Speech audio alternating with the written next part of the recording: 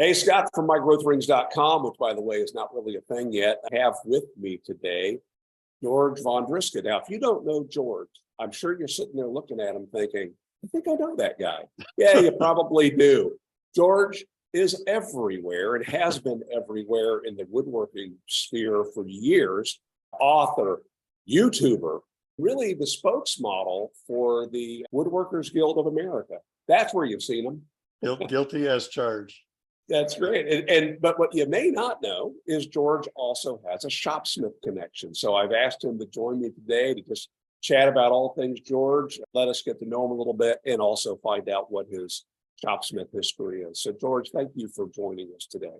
No problem. Happy to chat. There's several interviews of you on YouTube. I'd even link to a couple of them down below in case somebody wants to dig in even deeper. But let's focus on, what are you doing today? A podcast with you. Oh, that's interesting. So we were just talking about bad dad jokes, and there I go. So my professional life today primarily consists of, as you said, Woodworkers Guild of America. I'll maybe burst a bubble for some people. I do not own that enterprise. I'm contract labor to the company that owns it, which is basically, they're a huge digital publishing house. They own about 16 or 17 brands like woodworking, personal defense, yoga, photography, auto repair.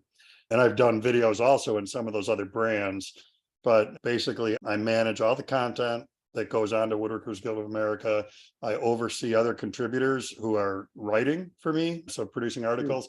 And then also most of the video content we shoot, if it's someone else, Jimmy DeResta, Shar Miller King, Alicia Albertson, they come to my shop and we're shooting them, but I'm overseeing their content that they produce for WWGOA. So there's that. And then I'm still actively writing for Wood Magazine, I don't know, 4 or 5 times a year. I've written 2 books, one on CNC, the more recent one I'm uber proud of. And not that I'm not proud of the CNC one, but for the Live Edge slab book, I did all the photography myself. I developed all the projects myself. That's a Fox Chapel publication. It's also on Amazon. We can give you a link for that if you're interested. But that was a boatload of work, but it was a #1 bestseller in 3 categories on Amazon for a bunch of months after it first came out. So that was crazy cool. So yeah, there's always about 4 million balls in the air of, kind of what I'm in the middle of today, what's going to happen tomorrow, next week, next month. In May, I teach down at Mark Adams, so I'm kind of starting my prep for that. I've got some classes coming up in my shop here. I'm kind of starting some prep for that. And the weather's going to be nice tomorrow, so I'm mostly thinking about my motorcycle. So, so just in case people don't know, Mark Adams School is in Indiana, a ways south of Indianapolis, but it's a huge school for woodworkers. He also has kind of a rotating crew of trainers, and we'll just say, and a lot of crazy cool stuff going on. I mean, you can go there and bake, you can do leather work, you can forge, you can do glass, so yeah, it's Mark Adams School of Woodworking, but he's really broadened his curriculum into lots and lots and lots of different really neat stuff. That's fantastic. I remember visiting him back in the 80s, I think is when I was there. And then I happened to be in the area on business with my current employer about 10 years ago, and I was shocked how much that place had expanded. So good for It's like 11 billion square feet. 11 billion. That's exactly right. It's huge. I have to check that on Google Earth to see what 11 billion looks like. So let's talk about your Shopsmith connection. When did you connect with Shopsmith, and where were you? Well, I went to college to be a tech ed, a shop teacher, which, I was so long in college, it was industrial arts when I started and tech ed when I finished. So I graduated from UW Stout here in Wisconsin with a tech ed degree and was actively looking for high school teaching jobs. I landed a couple little short-term gigs along the way, but eventually I saw an ad. The Shopsmith store in Roseville, Minnesota, just outside of St. Paul, had an opening for I think even then they were calling it the academy, for an academy instructor. And the listing was that it would be like 70% teaching, 30% retail. So I applied for that. So about 1986, I got that job, and we can circle back to me getting that job because that was an interesting getting thrown under the bus thing. And then I worked for them for from about 86 to 89. In 1989, I was in the Peace Corps, taught woodworking in Africa for almost 3 years, and then came back in 92. And by, I don't know, late 92 or 93, I was back in a Shopsmith store briefly in Chicago. And it's not Chicago, it was a Western suburb. And then from there, I went to the Milwaukee, Wisconsin store. And from there, I went to run the Woodworking Unlimited Academy back in St. Paul, again, which at that point had become a standalone enterprise, no longer owned by Shopsmith, but had been franchised out to an individual. He hired me to then run that school, and that lasted until the stores closed in like 94ish, right? 94, 95, all the retail stores closed. So I was with them until when the stores closed. The guy who owned the franchise wasn't sure the school could stand alone as a woodworking school, so he also pulled the plug on that. So the teaching gig in Roseville was funny because it's like the manager of the store said, so every Tuesday or Thursday night they would do Thursday night. Thursday night they would do sawdust sessions. So he interviewed me, and then he said, well, why don't you come back on Thursday and we're going to do a sawdust session and see how that goes. You can see what this is all about. So I drive there, and there's a bunch of people in this classroom, and he stands up in front of everybody and he says, and today we have a guest instructor, George Vondriska, is going to teach you some woodworking. So I'm looking around like, well, what's here that I know and can spit out whatever 30 or 60 minutes of stuff. So I think I talked about edge gluing board, there were pipe clamps laying there and some boards laying there. And I talked about doing an edge to edge glue up or something, but yeah, it was what he thought would be a very interesting, I don't know, interview approach or trial by fire approach would be throw them to the wolves and see what happens. And I was offered the job, so I guess it went okay. What did you think of that environment though? Because I do remember the Thursday night sawdust sessions. Well, it was a lot of people would come, and it was a very friendly, I think with Shopsmith, there's a membership aspect to that kind of that, we all commiserate together. Yeah, I had to change from the table saw to the drill press 18 times, so it was a friendly crowd. It was well attended, despite me probably shaking like a leaf in that environment. Nobody made fun of me. So yeah, it was fun. And then the downside to me was I had a bunch of my own ideas, but then corporate would create the tab that would get mailed out, and they would dictate, these are all the sawdust sessions for the next 90 days. And I'm like, and marquetry, what is that? Versatility of the scripting. Yeah. So the good news with that was it taught me a lot. I had to stay ahead of the curve. So I could look at the schedule and see whatever, a week from now, this is what needs to happen. And they would want certain tools used, and maybe I wasn't even familiar with the tool, much less the technique. So it taught me to be fast on my feet with woodworking. And this is, of course, pre-Google. So it's find magazines or just figure it out and be ready to teach it on Thursday night and not look like an idiot, hopefully. I was in those same shoes. You really do learn a lot. We used to have regulars on Thursday night, and some of them were hecklers, but even that was fun for me.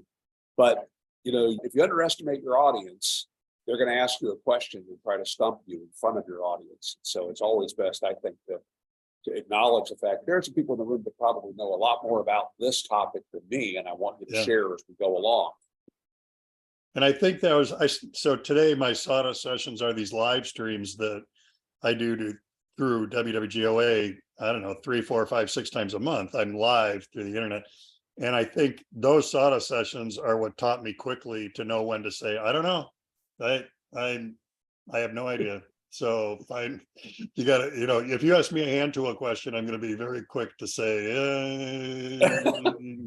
if it doesn't have a cord, I'm probably not your guy. So yeah, that I don't know, humility or whatever, reality came out of The glass case behind you with the hand tools in it?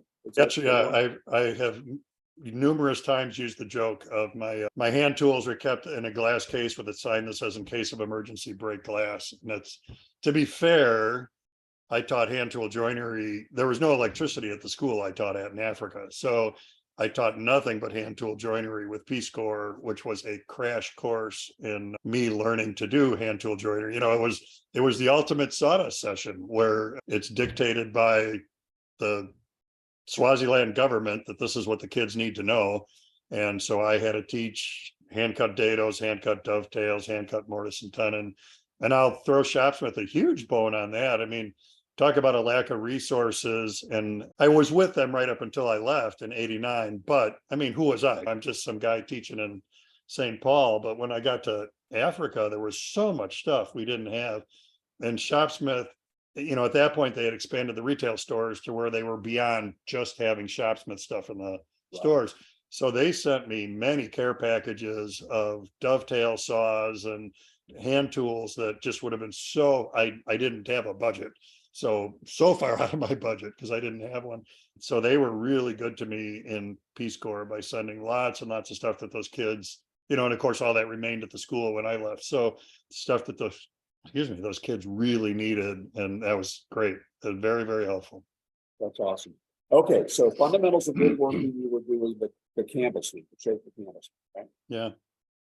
And furniture making, what furniture piece were you building? Well, so we did a shaker style table that had a turned spindle, 3 curved legs on the bottom, the templates for which are still in but that was fundamentals of woodworking, wasn't it? Or that was those would get dovetailed into the spindle, and then there was a 16-inch diameter round top. Yeah. And then the cabinet, you know, if you've taken my cabinet class today, which I do as a 2-day class here, you're basically still building the Shopsmith cabinet because it's such a great, I removed the drawer because I think we did it in 3 days and you can't do that in 2 days.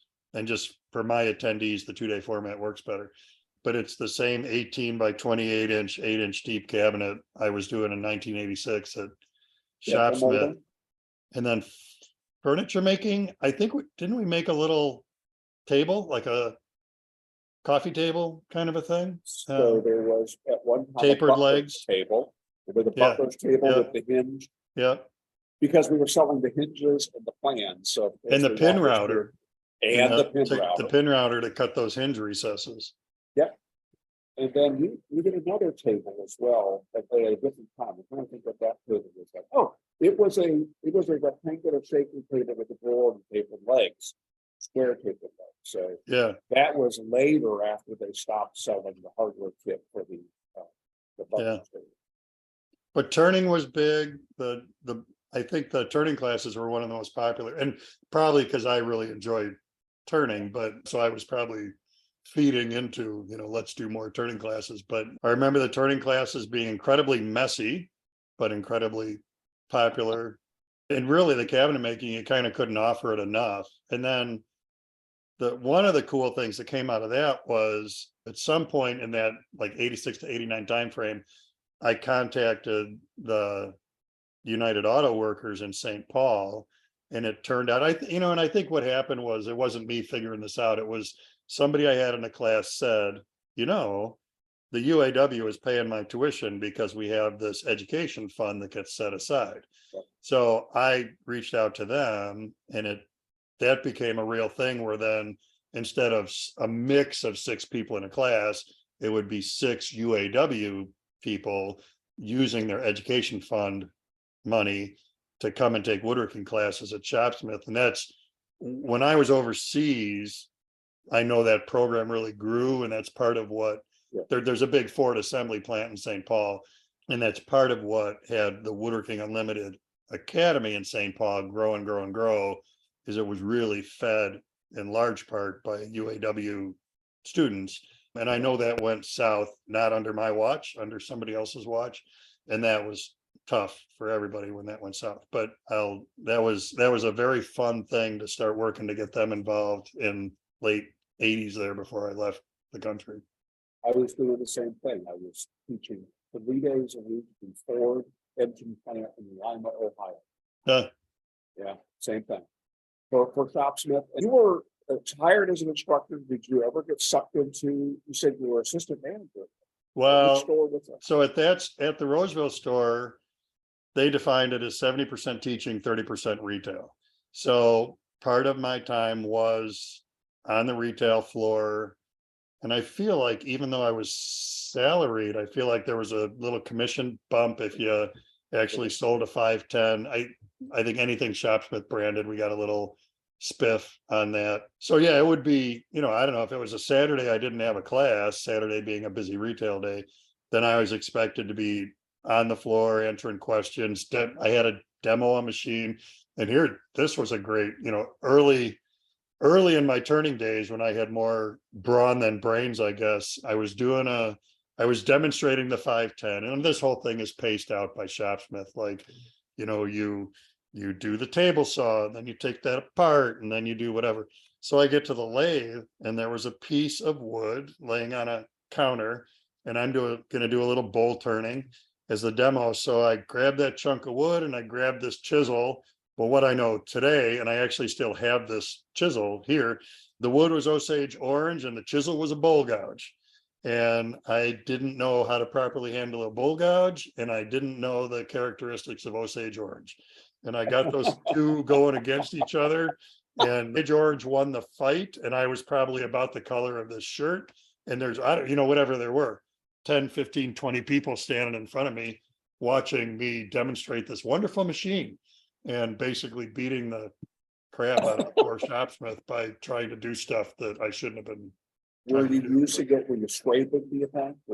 I was basically going at it like a scraper, and it's it would catch.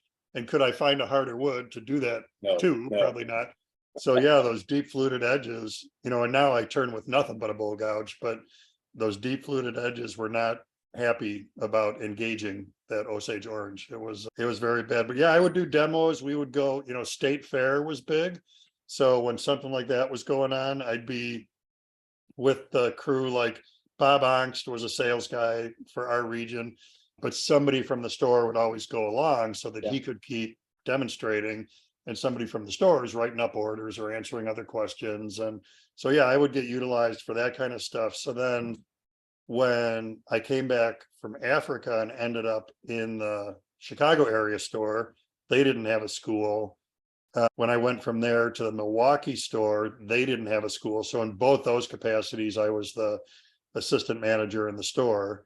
And then it wasn't until I went from Milwaukee back to Roseville to St. Paul, where they did have, then it was nothing but a school. I mean, I was hired with no retail expectations at all. That was exclusively to manage the school that was still open at that point.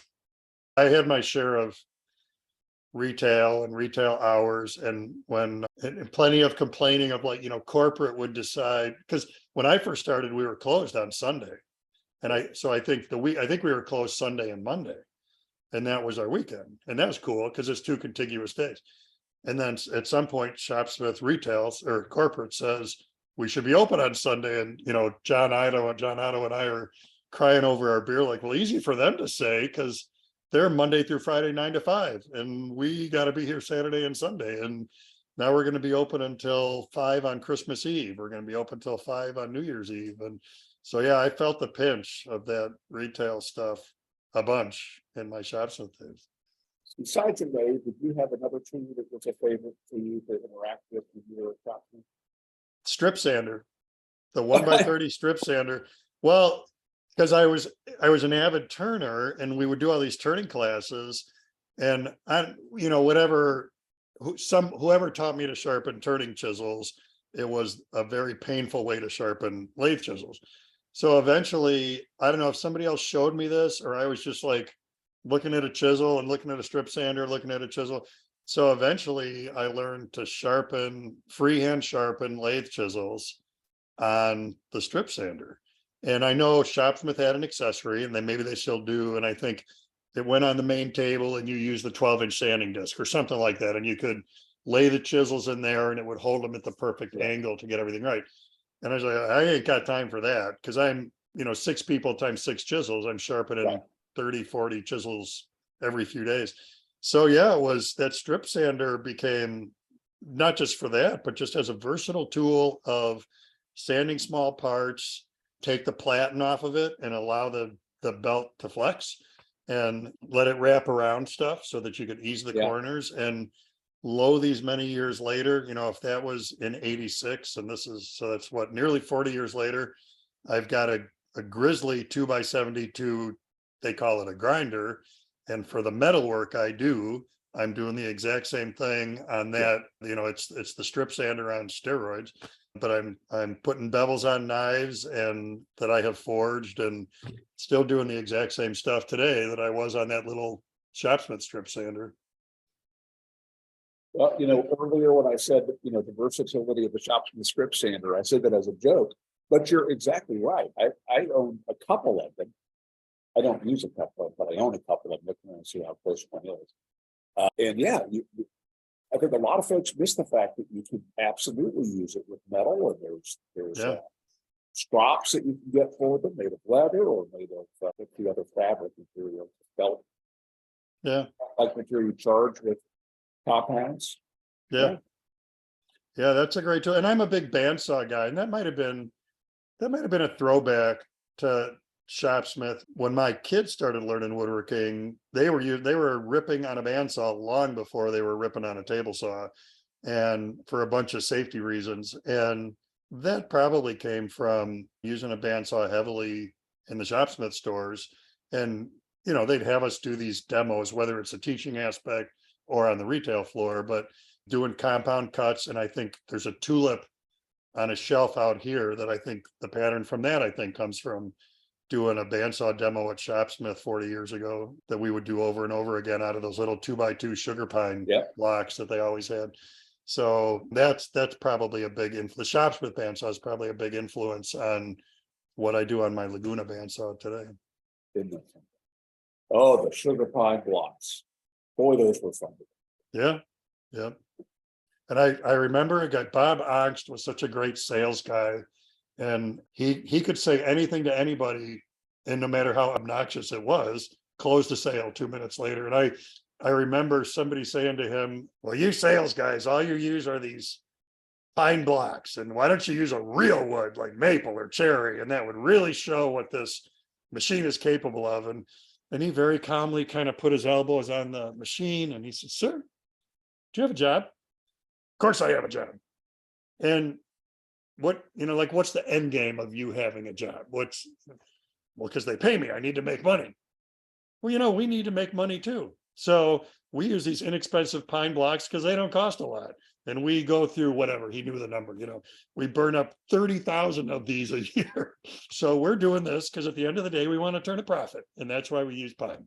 So it's like, just, very point of, very factual. And I think that guy bought a machine, wow. It was just, Bob knew how to say it without, trying to be snarky without being snarky. And cool guy, very cool guy. So part of this, which I only just now remembered, is I did go to corporate at one point for demo training. And Childress, what's his first name? Bob. Was that Bob Childress? I think was like the corporate trainer training people to do demos, but I could have that wrong. Yeah, but Bill Childress, and he would have this stuff, so then you say the accuracy is built in and you flick the saw blade, you ting the saw blade. Like, okay, we're getting a little too staged for me here, but and you make sure when you pull the drive center off that it goes. Yeah.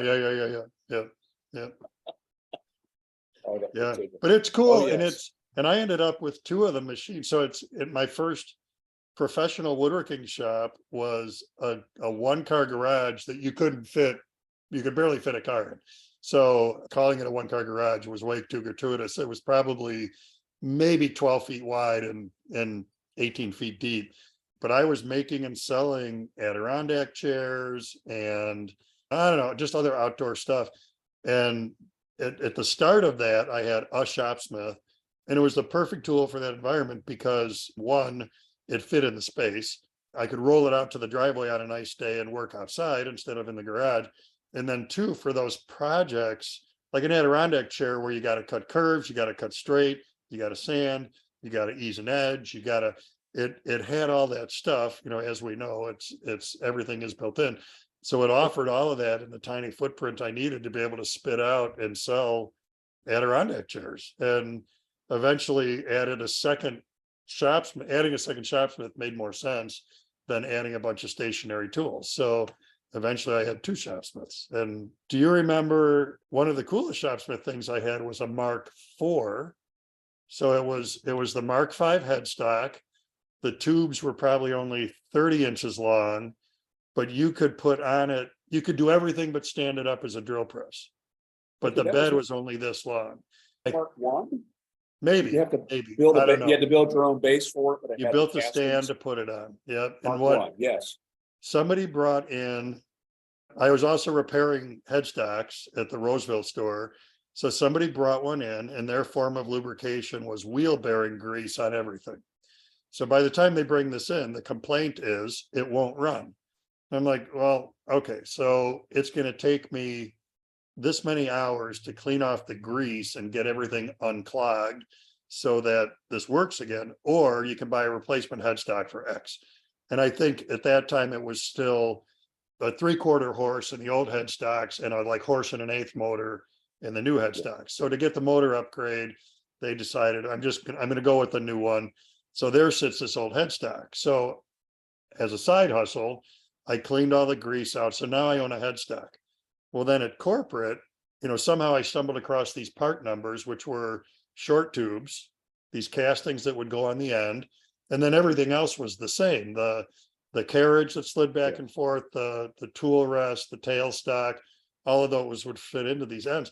So that thing was crazy cool because there was like a benchtop lathe that you could also use as a table saw and a disc sander and a horizontal bore. And so I had that thing even when I opened my first school in 98. So that means I stored that tool the 3 years I was overseas. I still had that little benchtop shopsmith. And when I would do turning classes with 6 people and somebody was turning on that as their lathe. That was a crazy cool, versatile tool for me to have. Are these tools that are around you from sponsors, or are these tools that you've amassed as a company, or are they yours? Are you? Well, it's tools that I've amassed. Yeah. So, round one of that, it's funny how everything cycles back to Shopsmith. So when in 93, 94, I guess 94-ish, when Shopsmith closed the stores, I was running the school in Roseville and they announced the closing of all the retail stores. So it became fire sale prices on tools on the retail side of Shopsmith.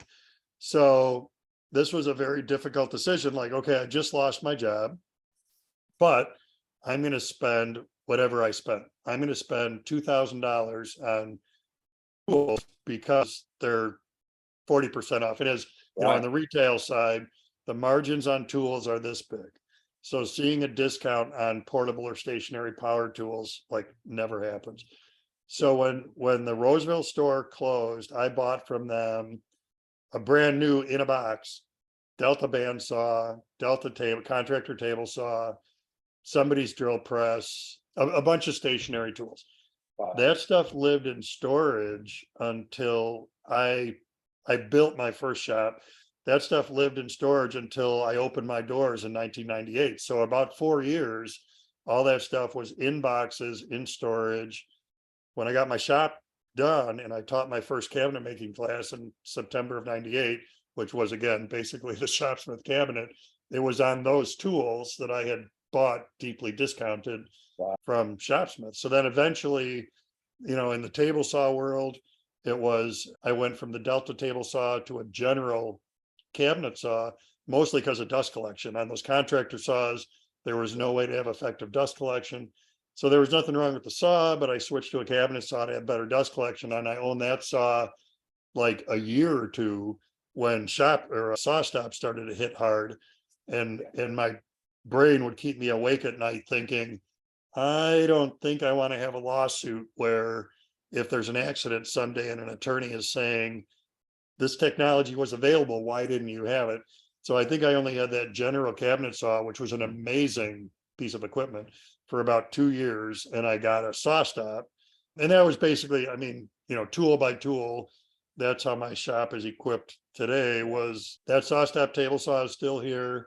The Delta bandsaw I had from Shopsmith was here for a long time. And basically it just got to where it had shown up in so many videos that there was no sponsorship arrangement with them. I just wanted to show a different tool. So I had a jet in here. I bought a jet and had that for a while. Then I got the Laguna that I have now. So there's been a lot of that kind of evolution. Same with my joiner. I got a Powermatic, that Powermatic with the uber long bed. I think it's a 54B model. And that appeared in 11 billion videos. So now I have a Laguna joiner, bigger capacity, and just a different brand. There are tools here that sponsors have sent, but there's a lot of, the harder I work, the luckier I get kind of thing going on. Oh yeah, for sure. Upgrading my tools and keeping my ear to the ground on what's new and what's available. And it's been a long pull to get to this point, but was the Delta bandsaw, did it have a riser block on it? Did you have I the put on a 12-inch? riser block. So this was the one where the Deltas on the open stands were 1/2 horse motors. The Delta on the enclosed stand were 3/4 or 1 horse. I think it was 3/4. I had the one on the enclosed stand, and I was between bowl blanks and resawing. I really needed that extra capacity. So I added the riser block pretty early in the game. That was still at my old shop, but there's a video shot, I think here, of putting new tires on that bandsaw. And it was funny. I just had this conversation with Jimmy DeResta the other day. It wasn't because it needed new tires. It was because I needed the content. I needed to show how tires are. Yes. So I upgraded it to the polyurethane tires. Yeah. But I bought it in 93 and I put those tires on, and I came into this shop in 2011. So somewhere in, I don't know, 12 or 13, I put the polyurethane tires on only because I needed the content, not because it needed new rubber tires, which is pretty amazing. I saw that video because Jimmy was talking about he's got an old bandsaw that he's never changed the tires on, but I think because he keeps it in use, that keeps the rubber supple, right? Yeah, I think it's like, it's like a dashboard on a car, that if it just sits and bakes in the sun, it's going to crack. And it's actually the same solution. If you put Armor All on your dashboard, and if you put Armor All on the rubber tires on your bandsaw, it'll help them last longer in both cases. So your shop is your shop. We see you on video. This is your actual shop that you, so when the camera's off, you're working in the same shop?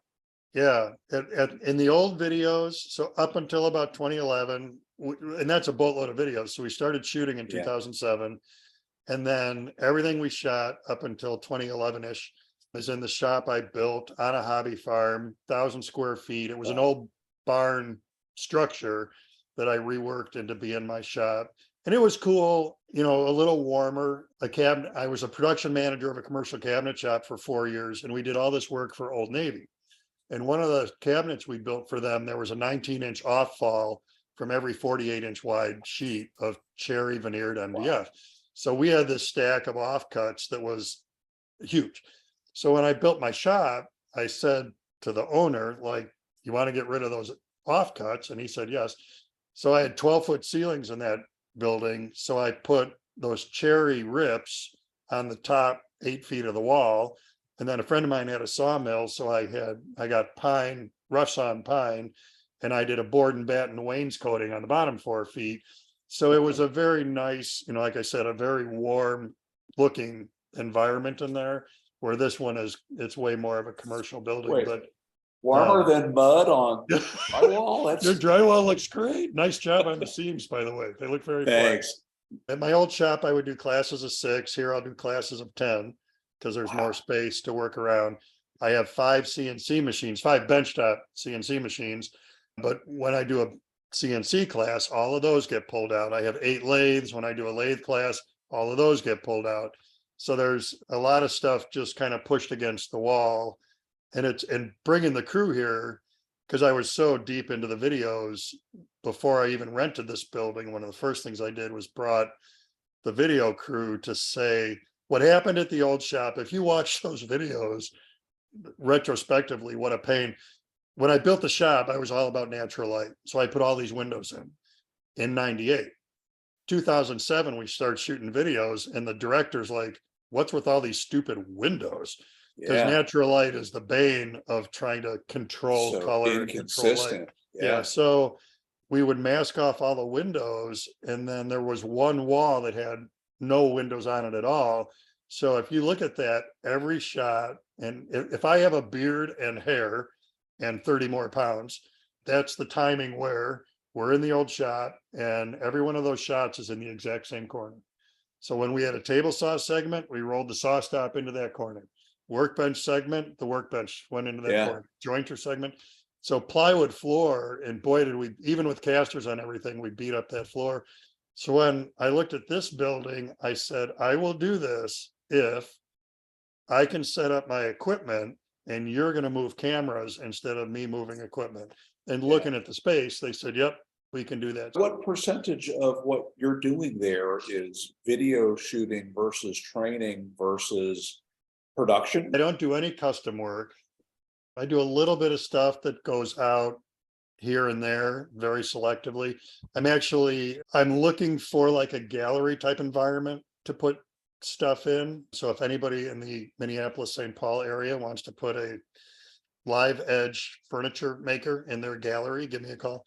Wait, hold on a second. I thought you were talking about that Ringmaster bowl behind you, because I could see, I could see loads.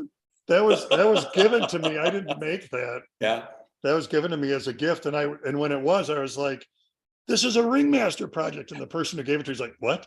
And I said, yeah, there's another thing that's like, what a history that is to back to the Shopsmith days. So most of what I do on a daily basis is somewhere getting captured on some form of video. So if the crew is going to come, so we're in the first part of April in real time right now. In 3 weeks, the crew will be here shooting for 2 days. Before they come, I do a bunch of prep. Part of what them shooting means, I can't have them waiting for glue to dry or finish to dry or whatever. If you see me build a cabinet on video, I have built 6 of those ahead of time. This one stopped at stage 1, this one stopped at stage 2, this one stopped at stage 3. So the progression you see on video is pretty much in the can before the crew comes in. Then in addition to that, I'm feeding my video stuff. So I have a Vondriska Works Instagram page that's very active. I have a Vondriska Works Facebook page that's a little bit active. So I'm doing a project right now. I'm making a veneered chessboard, veneered two-face chessboard. I'm capturing all of that on my own gear, and that'll feed out to my Vondriska Works Instagram page. Then a part you and I haven't talked about, I'm launching heavily into like the other stuff of my life we talked about a little bit, but I'm blacksmithing, traditional archery. Krista, who just got here, and I camp a lot. We snowshoe a lot, we kayak. So we're feeding that into a YouTube channel. So Krista's very patient with me, like, oh, wait, this is a really cool shot. Let's get a video of this. And that stuff is going, I'm on a non-compete with woodworking. So on my YouTube channel, I can do metalwork, archery, motorcycle. I can do all that stuff, but I can't do woodworking in my YouTube channel. So basically, video camera is running somewhere on something all the time. I did a big motorcycle trip a year and a half ago with my best friend, Charlie, and we rode our motorcycles from here. The end game was the Blue Ridge Parkway. And we got on the Blue Ridge Parkway in West Virginia. We rode it all the way south to the end, and then we circled back. It was a 4,000-mile trip. So when we were getting ready to go, Charlie knows me as well as Krista does. And I said, this is a pretty cool trip, and there might be a chance to sell content from this trip if you're okay with this. We sold all that content to a site called Fix My Hog, and the entire Blue Ridge Parkway trip from start to finish is on the fixmyhog.com website. Wow. So yeah, there are cameras on my motorcycle, literally, that run every time I turn it on. And now that's what the stuff Krista and I do. So yeah, it's a very ingrained part of my life. And some of it is, like you said, iPhone is very capable. And if we go this way, those boxes and that whole cabinet is full of video gear and microphones and tripods. What is the channel name for your channel? So YouTube is just my name, George Vondriska. And then my website is georgevondriska.com. And on that, I'm blogging on there. So like my most current blog is when I was about 12, I hauled an anvil out of my neighbor's basement that she gave me. And I've had that anvil ever since. And I never knew why. But lo, these many years, 50 years later, I'm 62 today. Now I'm running a forge and an anvil I bought, but a friend of mine was coming to visit. We were going to forge for the weekend. I needed a second anvil. And I'm like, there's Mrs. Nelson's anvil sitting there. So I completely rejuvenated that anvil. So that's the blog. And there's a YouTube video about the work, how I got it from rust covered to usable. So georgevondriska.com is where my classes are posted, any place I'm going to teach. The blog is there, and then the connections to YouTube and everything else. And then YouTube is just George Vondriska, but then my woodworking Instagram is Vondriska Works. Krista, the Instagram that Krista and I do is George Vondriska 3, because my kid, same name, already had George Vondriska on Instagram. So he supplanted me. So I am George Vondriska the third. So that's where that comes from. But our more like human interest, again, the archery, camping, motorcycle, forging stuff is on Instagram under George Vondriska 3. Thanks for having me. And I will never say a bad thing about Shopsmith. They're a very deeply ingrained part of my woodworking history. That's how I fell into adult education, was from that retail store and that school. So it's certainly a deep part of where I am now. George, I think we should wrap this up, especially if you've got somebody waiting for you. I hope you have exciting things planned for the weekend. Thank you so much for your time. It's been such a pleasure to get to know you. And again, folks that have made it this far into the video are obviously into this. So check out the links in the video description and make it a great day.